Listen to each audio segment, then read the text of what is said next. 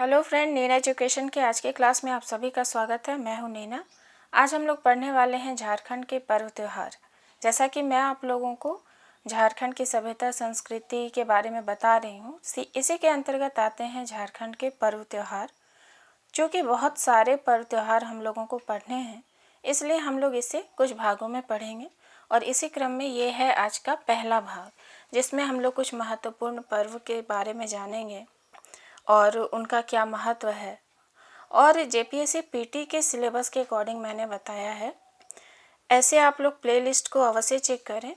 हर एक टॉपिक को मैंने डिटेल से डिस्क्रिप्टिव टाइप से भी पढ़ाया है, तो वो भी आप लोगों को काफ़ी फ़ायदा होने वाला है। वहाँ से भी आप लोग वो भी देखें। तो चलिए देखते हैं, बिल्कुल पॉइंट वाइज हम लोग देखेंगे। प्राचीन समय से ही झारखंड में पर्व एवं त्योहारों की परंपरा रही है। हमारा जो क्षेत्र है झारखंड, इस क्षेत्र में यहाँ का जो कल्चर है, सभ्यता संस्कृति की अगर हम लोग बात करें या देखें तो बहुत ही विशेष प्रकार की है। हर एक चीज़ में आप लोगों को संगीत देखने को मिलेगा, नृत्य देखने को मिलेगा, चाहे उनकी चाल हो चाहे उनकी बोली हो।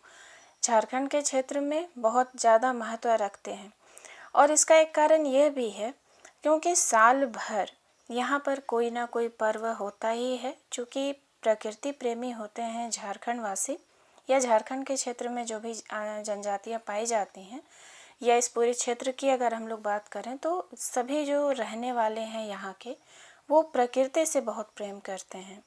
और अगर हम लोग इनके पर्व त्योहार को भी देखें तो ये उसमें छवि दिखती है प्रकृति प्रेम की। तो बहुत प्रकार के पर्व त्योहार यहाँ मनाए जाते हैं, जिससे उनकी सभ्यता संस्कृति उसमें प्रकट होती है। ये पर्व अलग अलग ऋतुओं में किसी उपलक्ष्य में अत्यंत उल्लास और श्रद्धा से मनाया जाता है। झारखंड के कुछ पर्व त्योहार हम लोग देखते हैं महत्वपूर्ण। आज के क्लास में हम लोग कुछ देखेंगे, फिर हम लोग इसके दूसरे भाग में देखेंगे। सरहुल, यह आदिवासियों का सबसे बड़ा पर्व है। झारखंड के क्षेत्र में सरहुल बहुत ज़्यादा महत्व रखता है, बहुत ही इसे विशेष रूप से मनाया जाता है। यह पर्व कृषि कार्य आरंभ करने से पूर्व मनाया जाता है। जब भी कृषि कार्य आरंभ करना होता है, उससे जस्ट पहले इस पर्व को मनाया जाता है। यह चैत्र शुक्ल की तृतीया को मनाया जाता है। देखिए, इम्पॉर्टेंट है, यहाँ से ऑब्जेक्टिव प्रश्न पूछे जाते हैं और अगर हम लोग इन्हें कंबाइंड रूप से लिखें, मिलाकर लिखें, तो ये डिस्क्रिप्टिव बन जाएगा। चैत्र शुक्ल की तृतीया ये पूछा जाता है ऑब्जेक्टिव में। इसमें पाहन या पुरोहित जिसे हम लोग कहते हैं, सरना सखवे के कुंज, सरना का अर्थ है सखवे के कुंज, इसकी पूजा होती है। अर्थात पुरोहित और सरना की पूजा होती है, इसमें पूजा पाठ किया जाता है। सरहुल फूल का विसर्जन स्थल गेड़िवा कहलाता है। ये प्रश्न भी पूछा जाता है, वो स्थल क्या कहलाता है? सरहुल फूल का विसर्जन स्थल गेड़िवा कहलाता है। हर एक पॉइंट से प्रश्न बनते हैं और पूछे जाते हैं ऑब्जेक्टिव के रूप में। अब देखें, मुंडा, उरांव एवं संथाल जनजातियों में यह पर्व क्रमशः सरहुल, खद्दी और बाहा के नाम से जाना जाता है। इसे बहुत अच्छे से याद रखेंगे। मुंडा में यह पर्व सरहुल कहा जाता है, उरांव में खद्दी कहा जाता है, वहीं संथाल जनजाति में इसे बाहा के नाम से जाना जाता है। इसे आप लोग अच्छे से याद रखेंगे। अब हम लोग देखते हैं कर्मा। कर्मा पर्व के बारे में। बहुत महत्वपूर्ण पर्व त्योहार है ये।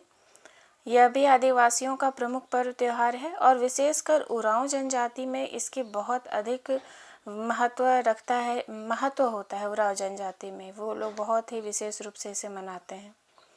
पूरे झारखंड में धूमधाम से यह मनाया जाता है। मुख्यतः उरांव जनजाति इसे विशेष रूप से मनाती है। यह त्यौहार पूरे झारखंड में धूमधाम से मनाया जाता है। इसमें 24 घंटे तक उपवास रखा जाता है। अगर हम लोग इसकी विशेषता देखें, करने का तौर तरीका देखें, तो 24 घंटे का उपवास होता है इसमें त्यौहार में नृत्य के मैदान, अखड़ा, जहाँ पर नृत्य होता है या किसी प्रकार का सभा आयोजन होता है, उस स्थल को क्या कहते हैं? तो अखड़ा कहते हैं। अखड़ा में करम वृक्ष की एक डाल गाड़ दी जाती है और दिन रात नृत्य गान का कार्यक्रम चलता है। यहाँ पर दिन छूट गया है, दिन रात। तो ये बहुत महत्व रखता है। मतलब उपवास भी रखा जाता है और नृत्य और गान का आयोजन भी किया जाता है। हर एक पर्व के बारे में मैंने पूरी डिटेल से भी आप लोगों को क्लास दी है और जितने भी मेरे वीडियो हैं सभी अरेंज हैं। आप लोग प्लेलिस्ट में देखें। बहुत सारे मेरे फ्रेंड ऐसे हैं जो परेशान हो जाते हैं कि हम लोग दूसरे वीडियो को कहाँ देखें, कैसे खोजें, कैसे पता चलेगा। तो आप लोग प्लेलिस्ट अवश्य देखें। वहाँ आप लोगों को बहुत सारे विषय मिलेंगे। आपको अलग अलग प्रकार के टॉपिक मिलेंगे जो बहुत ही इम्पॉर्टेंट हैं, जहाँ से प्रश्न पूछे ही जाते हैं। ऑब्जेक्टिव मिलेंगे, सब्जेक्टिव मिलेंगे, करंट मिलेंगे, हिंदी भाषा और साहित्य के प्रश्न उत्तर मिलेंगे। बहुत सारे हैं और जो कि आप लोगों के लिए ही हैं। आप लोग अच्छे से देखें, पढ़ें और उसका लाभ लें। नेक्स्ट हम लोग देखते हैं फगुआ पर्व के बारे में। नाम से ये होली सा पर्व लगता है, होली जैसे मनाई जाती है। तो ये होली का ही झारखंडी रूप है। फगुआ में गैर आदिवासी सम्मत के लिए बलि नहीं चढ़ाते। जो गैर आदिवासी होते हैं वो बलि नहीं चढ़ाते, किंतु आदिवासी लोग सेमल की डाली गाड़कर उसे काटते हैं। ये एक विशेष रूप से की जाने वाली परंपरा है। तपान और मुर्गे की बलि चढ़ाते हैं। प्रसाद के रूप में तपान चढ़ाते हैं, मुर्गे की बलि चढ़ाते हैं। उरांव, मुंडा, खरवार, भूमिज, माहली, बेदिया, चीक, बढ़ाई, करमाली, चेरो, बैगा, बिरजिया और बहुत सारी जनजातियों में इस त्यौहार को विशेष रूप से मनाया जाता है। बहुत ही उन्हें अच्छा लगता है ये पर्व मनाना। अगला है आषाढ़ी पूजा। आषाढ़ एक महीने का नाम होता है जिसमें काफ़ी बारिश होती है। तो इस महीने में एक विशेष प्रकार की पूजा होती है, आषाढ़ी पूजा। यह सदानों एवं आदिवासियों दोनों में ही प्रचलित है। आदिवासी भी पूजा करते हैं, सदान भी करते हैं। इसमें आषाढ़ माह में किसी दिन अखड़ा में या घर आंगन में काले रंग की बकरी की बलि चढ़ाई जाती है। यहाँ पर ये बहुत महत्व रखता है कि किसी भी बकरी की बलि नहीं चढ़ाई जाती। काले रंग की ही बकरी होनी चाहिए जिसकी बलि चढ़ाई जाती है और उसका ही प्रसाद बनता है। तपान उसे ही कहते हैं। इसमें ऐसी मान्यता है कि इससे चेचक जैसी बीमारी ठीक होती है। इस पर्व के बारे में ये विशेष रूप से मान्यता है कि ऐसा करने से, यानी इस पर्व को मनाने से और काले रंग की बकरी की बलि चढ़ाने से पूरे गांव में चेचक जैसी बीमारी का कोई खतरा नहीं होगा। ऐसी कोई महामारी नहीं आएगी, बीमारी नहीं आएगी।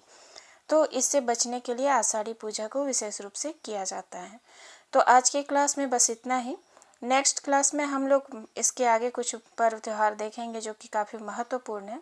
क्योंकि बहुत सारे पर्व त्यौहार होते हैं, लेकिन मैं आप लोगों को वो सब बताऊंगी जहाँ से प्रश्न पूछे जाते हैं और जिन्हें जानना बहुत आवश्यक है। अगर झारखंड के क्षेत्र में है, यहाँ की सभ्यता संस्कृति को पढ़ रहे हैं, समझ रहे हैं, तो पर्व त्यौहार बहुत महत्व रखते हैं जानने के लिए।